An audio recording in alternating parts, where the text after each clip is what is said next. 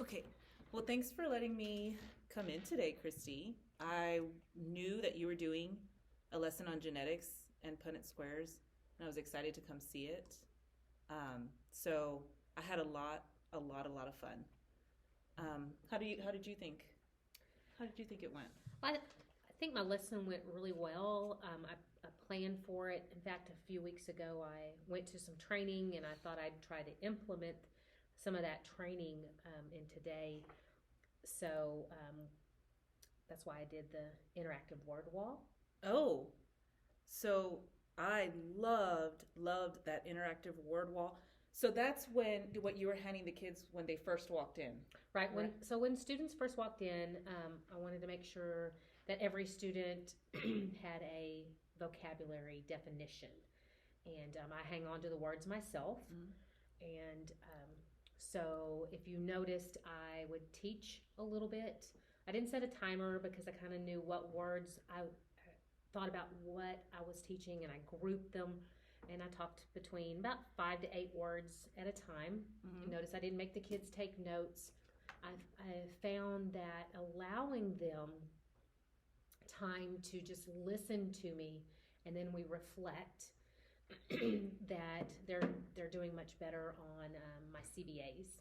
Good. So notice I like I said, I talked for about 5 to 8 minutes and then we covered those words. So I would reiterate, and I liked calling that one person, and we could get started on like questions about the lesson, and then I would mention the vocabulary definition, and I would put the word up there. So if I talked about genotype, I would mention all the parts of that definition, put the word genotype up, and then the kids had to figure out, did they have any part of the definition that I reiterated. So I've actually said it twice at that point. Yeah, yeah. So they're hearing it twice. Well, see, I had never seen interactive word wall done before. So when the kids were walking in, which I loved the procedure, just of you're handing them their definition or whatever it is that you're handing them, but the kids were ready to go when the bell rang. There was no, you know, put your backpacks away. There was nothing. It was the kids were ready. They didn't have to have a piece of paper. They didn't have to get out supplies. They had what they needed for their first activity, and they were ready to go. And then again, the interactive word wall. I'd never seen it done, and all the times you were repeating vocabulary words, and it kind of forced them to what word. Okay, now what definition is that? And they, as many times as you said it, and they worked with the word, I think that's going to really solidify the vocabulary for the lesson. I loved interactive word wall. I think I'm going to probably take it to some other teachers. It didn't seem they I love the activities where the kids are having a good time, but they're still really learning, Right. and they don't realize they're learning. Right. So that was awesome for me. But what did you think about your direct teach?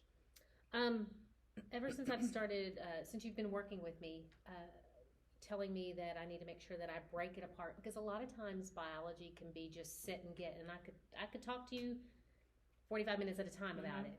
And so once you told me that I needed to really start being intentional about breaking that apart, I start looking at the vocabulary that I want, and like I said, I group it. And so I'm getting so much better at grouping that. And then, like I said, learning about the word wall, I just figured out how I could implement that. And that actually makes me stop and go up and start talking about just those 5 to 8 words intentionally. Then I direct teach some more. All the time while I'm direct teaching, I don't know if you caught it, but sometimes I would pause and just ask questions. The kids don't know when I'm going to stop and ask. Yeah. Or, Veronica, what is blah, blah, blah. Okay, good. Now, Popcorn, pick somebody for me for the next question. So the kids are having to listen and be on their toes. So I don't have cell phone issues.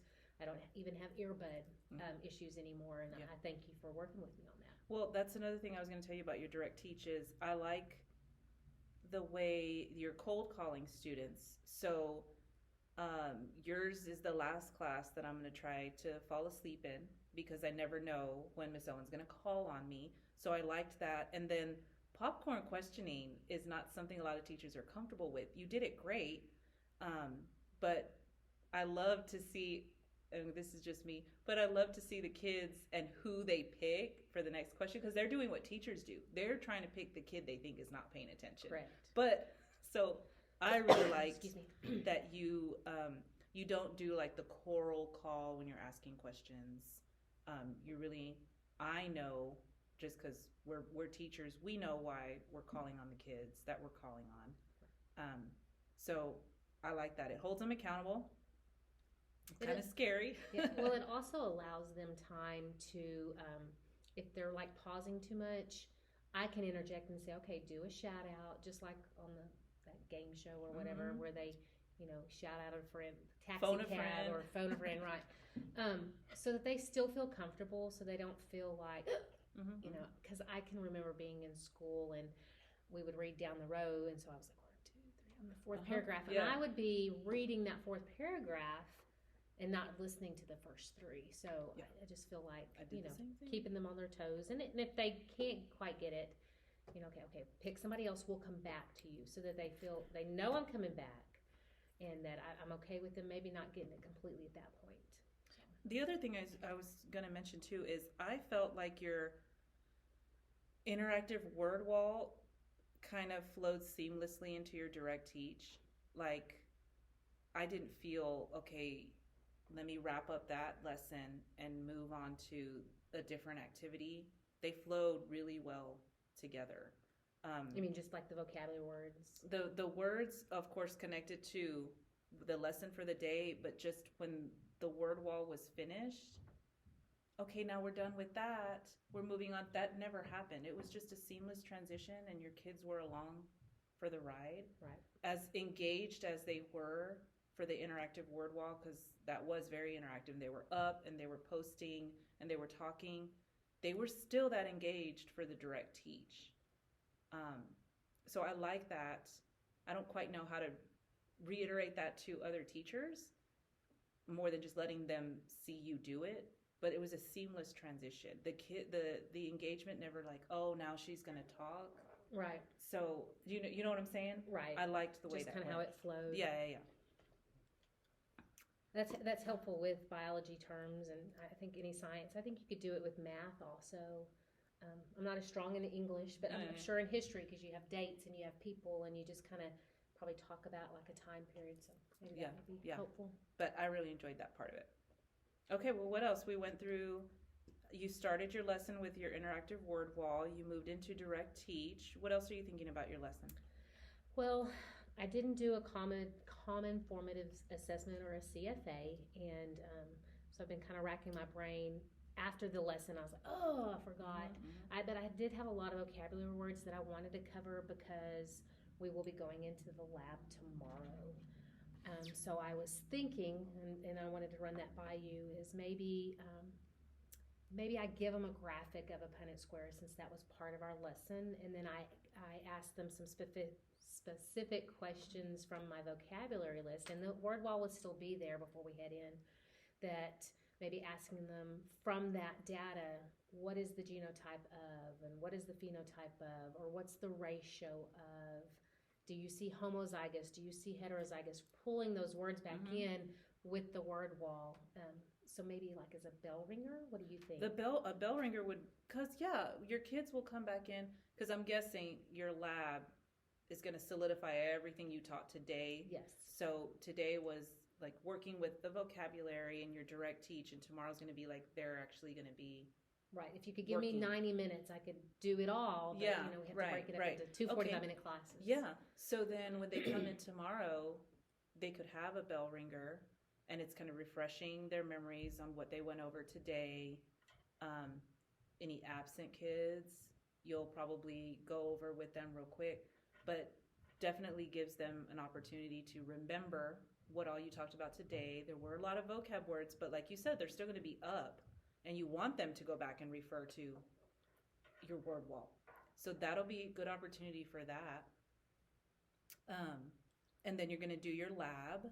My lab's going to cover Punnett squares again, so they'll be working in stations. I'll have a timer set. They're going to rotate around, be able to take the data that's there, fill in a Punnett square, start answering questions. So it'll be, it's like building on that bell ringer from today's lesson on.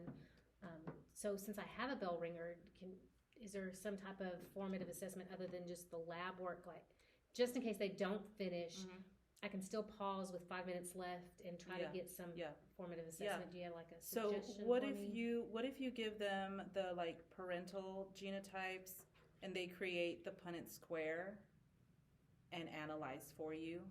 I don't. Okay, so give them something like dad is homozygous tall and mom is heterozygous tall. Have them draw the Punnett square. Draw the Punnett square, yeah. And then maybe come up with some of the same stuff that we were talking about. What is the possible outcomes of the offspring, their genotypes, possible genotypes. That's a big thing that, we try to, well, you may not know, but we try to get kids to understand is when they're looking at that Punnett square, each square is the possibility. So creating you have the possibility of being that first square, but you also have the possibility of being that second. So just reiterating some of that. I like having this common formative assessment. That's so hard for me to say sometimes. I know. Because there are two other biology teachers, and we can come together, and that way, if something's not working well, I can see, well, how did you go about teaching this? Because I'm using the word wall. How did you? I'd really like to start working better with my team. I like so like when they walk in and you have a bell ringer that is the Punnett square as well, but they're able to utilize the vocabulary around the room. And that is kind of like, let's refresh our memories. Because when they do their lab, that's going to really solidify the information. I know it did for me. And then at the end, you give them their own work to do, and them being able to analyze it and put it into words. Right. Is going to show you really, do they know the information? What the individual knows. Because, the lab, they're with partners, and they're walking through it. So I want to, like a quick snapshot. Are we still in muddy waters? Are they, or did they have some aha moments? I love seeing aha moments. Did you happen to see any in class today? I had aha moments as I was walking around with the kids because it's been a long time since I've seen this information. So when they're pointing out, I was like, oh, so more just like, I remember that. So yeah, it was. Let me make sure that I got this straight. Okay. So it was okay that I didn't have some type of assessment today. I was kind of beating myself up over that. No, I know we like to have exit tickets, and I know. But you're rolling right into a lab that's going to back up what you learned today. So really tomorrow start with that bell ringer, have the lab, and still have an exit CFA. Yeah. Okay. That would work perfect. And you can analyze your CFA data with your cohorts and see.